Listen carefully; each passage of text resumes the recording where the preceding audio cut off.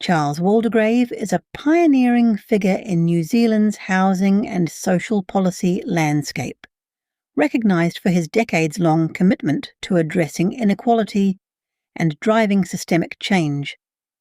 As a social policy researcher, Anglican priest, and co-founder of the Family Centre Social Policy Research Unit, Charles has led groundbreaking work on housing deprivation, the living wage, and the relationship between economics and well-being. His research has helped shape national conversations, influence government policy, and empower communities through evidence-based advocacy. Respected across sectors, his work combines academic rigour with deep compassion, leaving a lasting impact on the lives of Aotearoa's most vulnerable. In this CHA DeepDive, Paul Gilberd speaks with Charles about the history of New Zealand housing, the financial and policy landscape, recent policy changes, the introduction of the Community Housing Funding Agency, and much more. Charles, thank you so much for taking time. I know you're heading off very soon to Europe. Thank you for taking time with us here in the chapel at Selwyn Village in Point Chev in Auckland to talk to us a little about housing. Much appreciated. You spent a lot of your life researching this stuff, and you've just recently completed 2 substantive reports for the Waitangi Tribunal on social and rental housing and home ownership, particularly for Māori. Can you walk us through the history, please, of what has come before us and where we've arrived with regards affordable housing in New Zealand? Okay, so these reports were historical reports looking at housing from 1991 to 2021, but of course you go right up to the present really, so it went to 2023, which was the present then when I was finishing them. So the thing that stands out most is that New Zealand post-war had a housing policy which was the envy of many other countries. It was stable and it was a strong basis of the welfare state. And home ownership was at the heart of it. So when people came back from the war, there were more and more opportunities to enter into home ownership. It wasn't always fair. It marginalised Māori to begin with, but then equal access, emerged over time. And the Department of Māori Affairs in those days, the predecessors to Puni Kokiri today, did a lot to help make that work out. But everything changed in the 1990s, where an awful lot was abandoned. So let me just explain. So what happened was that when Michael Joseph Savage began the welfare state, he was very big, and there was Robert A. Lee, of course, and they were big on housing, social housing. So there was a lot of state housing built. But they also reinvigorated the State Advances Corporation and made home ownership available, and people could buy their state houses too, and pay for them slowly, and mortgages were arranged. But it really got going much more strongly when Sid Holland, the first national Prime Minister, came in. He really pushed for home ownership in a really big way, and sort of put it on steroids a bit, really. And they used to have 4.75% loans, and he, in a sense, emphasised home ownership and de-emphasised social housing. So that's when social housing began to get a stigmatisation. It wasn't stigmatised before that. The whole idea of what Michael Joseph Savage and that government set in place was that social housing was open to anyone, like as it is in Germany and Holland and these places. So middle class people could be in social housing, and it didn't have the stigma. But anyway, it changed under that. But Labour then, when they came in under Walter Nash, started out competing the National Party and reduced the percentage you paid on a state advances mortgage to 3%, which people remember today, the 3% loans, and also introduced the family benefit as a deposit, and it made it really accessible. So in actual fact, what the government was doing by the 1960s was contributing, it seems unbelievable today, about 30% of the price of an average priced house in New Zealand if you were wanting to buy. And they were running alongside that state housing, which was state housing for life. So there was extraordinary security. Even if you were on a benefit, you could get into home ownership. On the lowest incomes, you could get into home ownership, and you'd be able to pay it off over the course of your lifetime. And you could capitalise the family benefit. Now, what happened is the family benefit then began to reduce in inflation began to set in. There were a number of shocks that New Zealand experienced. Britain joined the EEC, as it was, which became the EU, the Economic Common Market. And so the French and the Danes put restrictions on, butter and a lot of the things that we sold to Europe. There was also 2 oil shocks, which really affected New Zealand.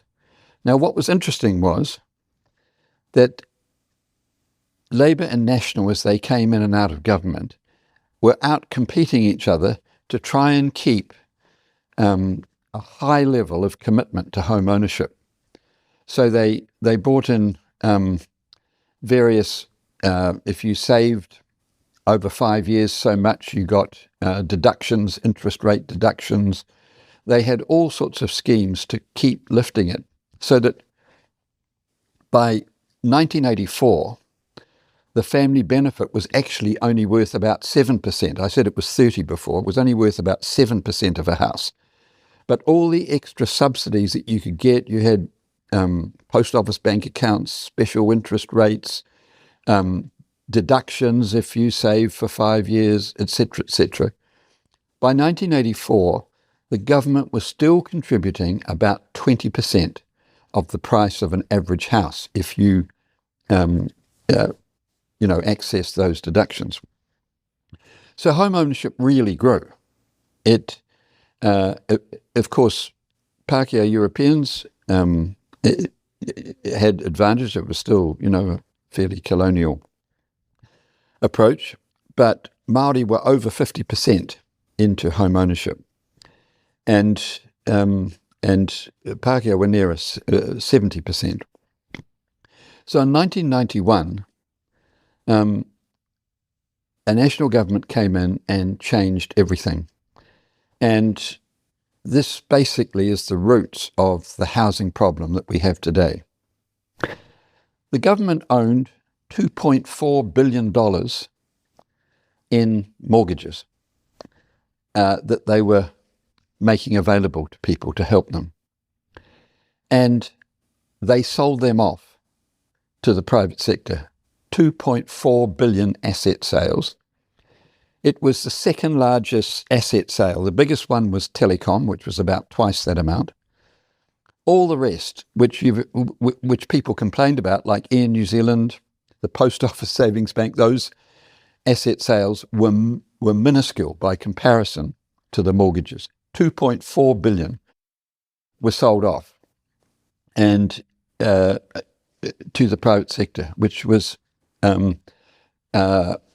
and the access to home ownership just reduced massively, so that what we've got from 1991 to the current time is basically where we had about 3/4 of the population in some form of home ownership, many with a mortgage, but some form of home ownership. It's now about 2/3. And it's on the way down because the cohorts coming through, the younger generations coming through, can't afford, and the assistance is very small indeed. There are policies like progressive home ownership, but the assistance is minimal, and they're actually not even funding that at this present time. So what's happened is there's been this huge change, and renting has increased to about, close to 1/3 of the population living now in rentals. And most of those, some of those are state houses, of course, but the vast majority are private rentals, and they're subject to the vicissitudes of the market, just what's going on. And in actual fact, inflation in rental prices has been going at a higher rate than inflation in mortgages. So you're just hugely disadvantaged. So that's the fundamental structural change. Charles, I'd really appreciate if you could give a perspective on the benefits of home ownership as compared and contrasted with intergenerational renting and that sort of concept of, I suppose, equity versus paying rent for your whole life. What does that look like from your perspective? Now, a lot of people say, well, what does it matter? If you're housed, you're housed. Well, there's a huge difference, because what we're developing now is an asset class, about 60%. It's moving in the direction of a 60% asset class, and it's going towards a 40% non-asset class. And in a sense, we're stripping people of assets. And the people that get stripped first are Māori and Pacific people, and low-income Europeans park out. And this process is not being arrested by either government. They're building a lot more social housing. Well, they were building a lot more social housing. Labour built a whole lot more social housing. But the rules have changed. They're no longer a house for life. There's a house you have now when you're in need, for as long as you're in need. So there's a disincentive to improve yourself. If you improve your income, you've got to move out of the house. And often the difference between an income-related rent, which you get in a state house, and a market rent is so great that the whole incentive is not to improve your life. It's a malign incentive. And so we've got a housing policy that's just completely out of skew. And so that's the critical part. Now, when people don't have assets, they're at huge disadvantages.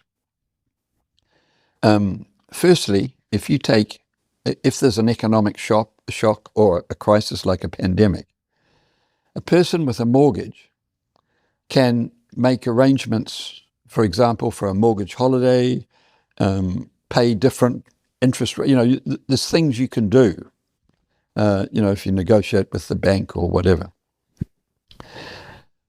Throughout the pandemic, while some businesses got relief on their rents, very, very few people living in residential rental situations got any reduction on their rent. And the rents are very high. Many of these people are paying more than 40% of household income. That's all the income in the house. They're paying more than 40%. And so it's extremely difficult. The other thing is, it doesn't create independence for the people. And it doesn't lead to intergenerational wealth. So when people own their own homes, they build an asset, and parents often want to help their kids. And so they use it to either guarantee a loan or to help their next generation into housing, and it keeps it all independent of the state. So it's not coming out of people's taxes. It helps families, take responsibility to help others. Now, not all families can do that, but a lot do. In fact, one of the studies showed that the Bank of Mum and Dad is the 5th biggest lender in New Zealand. And at the time, I can't remember exactly when the study was, but it was within the last 5 years, the Bank of Mum and Dad was lending 22 billion in New Zealand. And that's money that the state's not having to pay. And some of those would have definitely, qualified for social housing or various rent subsidies or whatever. The other thing is that a lot of research shows that home ownership, and this is when you take into account even differences in income. So you'd think that people in home ownership would be largely the wealthier people and the poorer people would not be in home ownership. But when you take those things into account, like educational difference, income difference, social class difference, even when those things are taken into account in the statistical analysis, home ownership demonstrates consistently in studies that you have higher health, higher sense of wellbeing, greater educational attainment by the children, much less welfare dependency, much less crime, and so on. And that's research in New Zealand and overseas. So that's the big structural difference that's occurred. And it's not actually on the radar of the policymakers in New Zealand. The fundamental problem, I'm absolutely convinced, is that we're developing a 60-40 society with an asset and a non-asset class. And we're doing that at a time where we have some of the highest housing costs in the world when they're compared with income. So the international research does what they call the multiple median. So that's you take the median income and the median house price. And in New Zealand,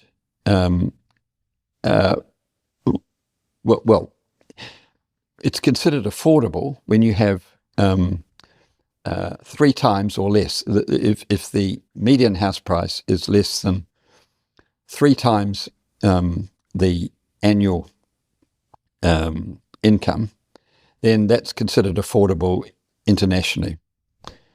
New Zealand varies between 7 and 8 times. It's just really extreme. Australia and New Zealand are the 2 most unaffordable OECD countries for housing in the world. So we've got serious problems. We've got to address them, and leaving them to landlords and developers means that these people are simply seeking profit for themselves. I mean, it's a business for them. I'm not making a judgment about that. That's just the name of the game. And what's happening is that those prices are just way out of whack by comparison to other countries, and they will continue to be so unless we make a fundamental structural change. I think one of the big problems we've got is that both our political parties, the 2 main parties, National and Labour, have ideological commitments around housing, which are really unhelpful. Both of them are unhelpful. So for National, they're very strong on the market and they want the market to work to sort the thing out. For Labour, they're very strong on state housing and providing more state housing as a solution to the housing problem. Neither of these things are working and at the moment, and there needs to be major adjustments, and we should be getting cross-party agreements when we have such a crisis going on in housing in the country. So the problem with the market is that it's not working. It's not working in a competitive way. It's completely overpriced, and that in any study, comparative international study, New Zealand is just completely out of whack. So the market side, just leave it to the market, is inadequate. It needs some form of intervention. So we'll come back to that. Social housing is now not what it used to be. You've only got a house for as long as you're in need, and then you're kicked out. So there's no housing security in that, and you're just back into the rental market, and the rental inflation in this country is not affordable for people, for low incomes, and even low middle incomes. It's not affordable. Many of these people are paying over 40% of household income. So we need our politicians to actually start thinking about the people in need as opposed to their ideologies, and start working together. Now, a critical group are the CHIPs, the community housing providers. They're a critical group because they're localised, they're community-based, and they're not-for-profit. So in many other countries, say if you take the UK, 10% of the housing stock are community housing providers, and they provide home ownership options, shared equity, rent to buy. Some of them actually do loans, low interest loans and stuff, and they also do rental, but rental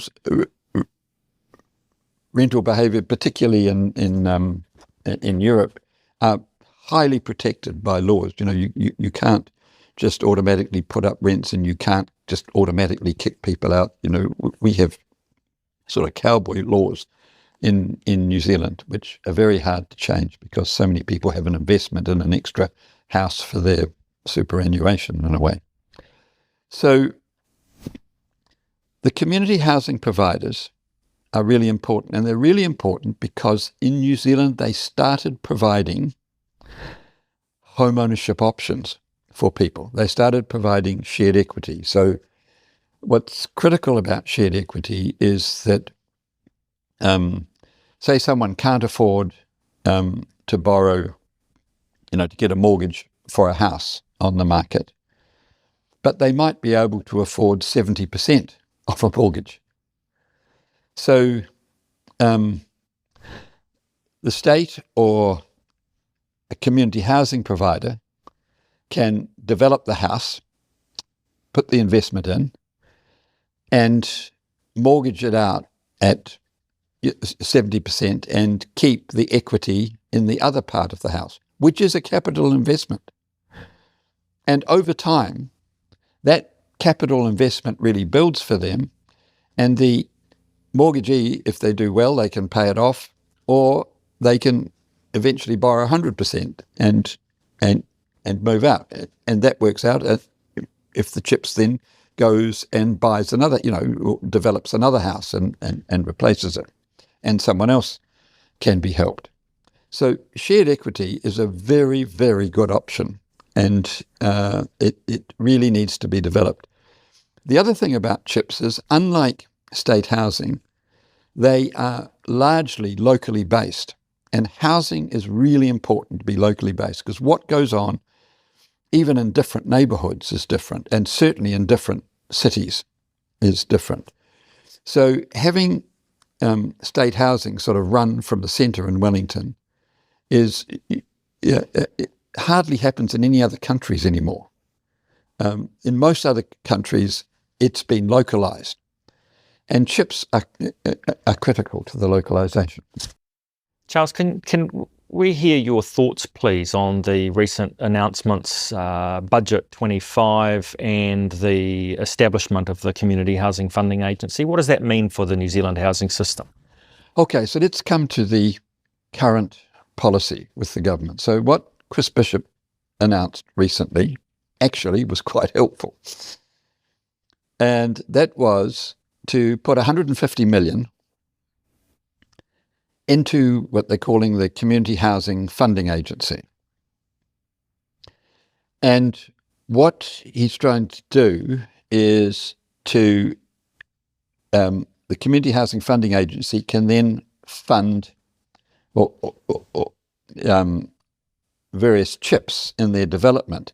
But the 150 million can actually leverage, it can get a rating, and then it can leverage debt. I mean, it opens up a large amount of money, and it makes it competitive with Aotearoa. Because the national government tried to do this under the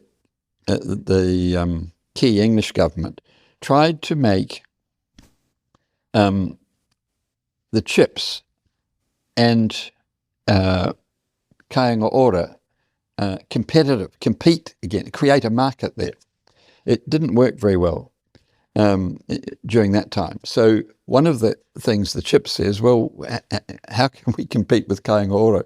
They can borrow at much cheaper rates. So the whole idea of what Bishop's tried here is to make it's not the same yet. Aotearoa still can borrow at preferable rates, but it's much closer now, and it leverages a lot of money. Now, it's not adequate to solve the problem at all, because all that's in effect happening is you get a lower interest rate. So that gets a few people in, but it's not the incentive that's needed. And to understand the incentive that's really needed is we have to see what's happened with the IRRS. So this is the income-related rents. So CHIPs were going along, being very creative up until 2014. They were a small part of the market, and they wanted to grow, and many of us were trying to get government, both national and Labour, to invest in them rather than private developers, because all the profits they have just go back into housing. But it wasn't listened to by either government very well. So what National did was, under the key English government, was decided to invest in CHIPs by, instead of having MSD and Aotearoa manage all the social housing, they'd provide income-related rents, which is what you get in a state house, for CHIPs, for community housing providers. And which basically meant that the households would pay a maximum of 25% of their income. This is if they're on the low incomes. They'd pay a maximum of 25% of their income. And the government would pay the CHIPs the difference between that and what they assessed as a market rent in the area. So it was it worked out fairly profitable for CHIPs. And what it's done is it stopped practically all the home ownership work. And people now in CHIPs are chasing the IRRS because of the money. And it means that they've now become a sort of arm of the Ministry of Social Development. They don't any longer have the range of clients. If CHIPs were really good because you had some middle-class people, some people really struggling, but overall there was strength. It wasn't stigmatized, and they had home ownership options. The home ownership options have almost all disappeared, and the IRRS is there, and it's not actually providing security for everybody, because once you reach a certain income, you've got to leave unless there are children or whatever, but the children grow. Eventually people have got to leave, and you haven't solved the security. You haven't, housing's about lifetimes. It's intergenerational, and it's important for that. So it's not solving the problem, and it's skewed CHIPS in this way, which is really unfortunate. So the interesting thing is, Bishop's initiative may be able to, with IRRS and the ability to leverage more funding, might, in actual fact, for some of the bigger CHIPS in the first instance, enable them to start home ownership schemes again, as well as rental schemes. You could be doing IRRS for some and building, but none have committed to that. But that's one of the hopes. But in actual fact, what's really needed is for governments to put the same level of incentive for home ownership as they have put for renting, so that people have real choices. And the more we can help people into ownership and support them through that, and CHIPS do that, they're very good. If for example you have to you lose your job or something, they function in a very pastoral way and help people through and until their circumstances improve again. So the current situation is interesting, and it is an initiative, but the downside is National is not building any more state houses. Houses are being built, but it's the overhang of what Labour left. And they have not committed to building other forms of social housing, which could be geared towards home ownership and that, but they're not showing any sign of doing that. So they're hoping that CHIPS, that this market idea they have between Kāinga Ora and CHIPS, is that they're hoping that CHIPS will build more social housing and the government won't have to pay for it. That's the stated aim that that the key government set out and the policy they're trying to operate at the moment. Any thoughts on tax, particularly capital gains tax, that you'd like to share with our listeners? We're certainly long overdue to introduce a capital gains tax or some form of wealth tax. And if it's a capital gains tax, it is important that it doesn't include the immediate family home, but for other things. It will not solve the problem quickly. It takes time for a capital gains tax to, it takes decades, in fact, for it to really be hugely effective. And it's really important that there aren't a whole lot of exceptions for it to work. But we need, the country, quite apart from anything else, actually needs investment and productive investment, not in residential properties, because it's such an advantage in New Zealand. So that's essential. There is a problem getting it over the political line, of course, which is why both sides of the House haven't introduced it. But it's standard in practically every other like country, and it's about time our politicians had the courage to do it. And they need to do it, and they not just announce it, they need to argue for it, and they need to win the electorate over for it. And the way to do that is to talk about housing and talk about homes as opposed to housing products and these things. And I think there's an openness for Kiwis, and they can see that it's very unfair that you can make wealth through assets and not be taxed, and you're taxed on salaries and wages. It's quite unfair and unjust. So I think that's essential. Could you talk briefly, Charles, because you've got a unique international and domestic sort of overview of things like inclusionary zoning and progressive home ownership, because we appreciate that if the schemes aren't well designed, they can not only do good but sometimes do harm. Well, I've seen it in a lot of countries. The US does this big time. It's different in different states. I think in California, I think it's nearly 20%. needs of a development, is set aside for some form of social housing or community housing provider or whatever. And they're also encouraged to scatter them through the developments and not make them stigmatized in any way. I mean, I think it's a good idea that the people that argue against it, and there is some concern that the neighbourhood can identify which were the cheaper houses and sometimes treat families badly, but that needs to be managed. I think that can be managed. But the ideas this is a way of trying to work with the market, a sort of a compromise to work with the market and say, you as a developer can do this, but 15, 20% of the properties need to be accessible for low-income families.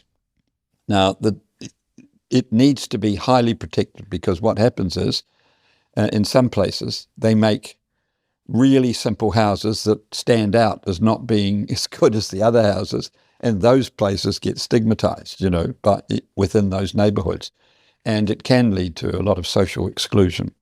So it needs to be, there need to be standards that encourage inclusion if you're going to do that. But it's certainly one way of operating. I mean, these are all ways in which governments try to get the market to do it and not pay for it themselves. It's a non-tax way of dealing with it, and it has advantages, but it's not all roses. It has backfired in some places. I think that the way we look at it now is we have to look in terms of products that can work in the totally housing inflated market that we've got, and that's why I think shared equity is a critical one. Rent to buy is good too. What would be great is everyone in the state house, if they wanted to, maybe you wait 2 or 3 years, and if people are responsible and paying their rent and stuff, they can then move on to a proportion of that rent going towards equity for themselves, and that proportion can increase if they want to do it. And when a house becomes privatized, eventually that house is replaced. Of course, you need to replace that if you're going to do those sort of things. Any other thoughts, Charles, to build on those ideas you've just talked about? Look, this was urgent a decade ago. We are way over time. We have got disaster in terms of housing in New Zealand. As they try to clean up emergency housing, what we're doing in actual fact is pushing more people onto the streets. We have one of the most undeveloped, uncivilized housing policies in the whole OECD. It is appalling what we allow children, poor people to go through at the bottom end of the housing ladder in New Zealand. It is just completely unacceptable. It's been unacceptable for a long time, and we cannot afford not to address it. And to be in a situation where we haven't even got a sense where political parties will work together, where we haven't got a sense of understanding the difference between asset and non-asset classes and the impact of that, to not relating it to health and to education and to well-being for people. It's outrageous. It's completely unacceptable. And it's just very, very bad policy. I think what we've got to fundamentally change is seeing housing as a housing product and seeing it as a home. Investment in homes is what we've got to start getting into our heads. If we invest in homes, these are places that have children. These are people that have these are places that have older people. This is the base intimacy in our society. This is where people live and relax. And so it's absolutely critical to think in those terms. It is being always considered as a product at the moment. Now, HUD, in their Housing and Urban Development Ministry, they set their goal to look at it as a home. But it's not functioning in terms of the policy. So what we've got to do is get the whole thing of profit out of focus. Obviously, things have got to be economically affordable and economically sensible. I'm not suggesting that we don't take that into account. But as long as it's being left to private developers and private landlords to address the crisis, it is not going to work, because they never claim to, they're in the market to make a profit. And I'm not judging that. It's just a fact that will not solve the housing crisis. Governments have got to start valuing people and realise that they're going to save a lot of money on health, education. It's investment in people. There'll be far less welfare and stuff if children are getting a decent start, if people are paying, no more than 30% of their household income, and hopefully a lot less, and that they've got security and stability. So it needs to start from there. What's interesting is we did solve it in the past, and when it was solved, there was a very small rental market. And the rental market with private developers has enlarged massively, and that's just a straight for profit. And governments are perfectly happy to leave people to that, but it's become unaffordable. Cynics will say, well, what we did back then, we can't do. I mean, we don't have a family benefit, for example. No, I mean, they got rid of that during the 1990s as well. In fact, they got rid of it in the late 80s under Roger Douglas. What we've got to do, I think, is to get back to the thinking that was the post-war thinking of both parties, and it has the advantage of encouraging independence, which is something that the National Party would want, but it's also encouraging wellbeing, which is what the Labour Party would want, and they could agree on these things, as they did. They used to outcompete each other to try and provide home ownership products. That they need to start helping more and more people build an asset in housing and realise that this is going to enable independence, more independence from the state in terms of benefits and health costs and all sorts of other things, and greater sense of well-being. In fact, the political party, I'd go as far as saying the political party that could change the housing trajectory that's going on now will have a legacy as strong as any other political legacy we've had in this country. I think Kiwis would really respect that in the long run. And what becomes critical is to start from the beginning, which is a house is a home. It's not a financial product. It's not a product of the market. It is essentially a home.